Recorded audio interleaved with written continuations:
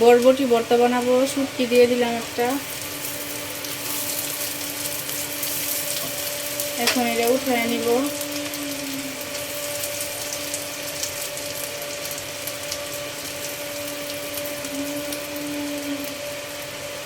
এখন রসুন, পেঁয়াজ, কাঁচামরিচ, বরবটি একসাথে দিয়ে দিলাম।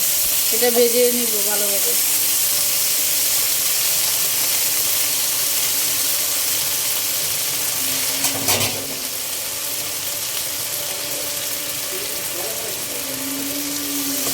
এটা ভালোভাবে ভাজা ভাজা করে নিব।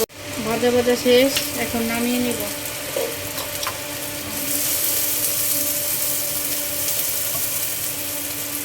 ভর্তা বানাবো ব্লেন্ডার দিয়ে। এখানে শুটকি আছে, বরবটি, আপনার রসুন, পেঁয়াজ, কাঁচামরিচ, এটা একসাথে ব্লেন্ড করে নিব এখন।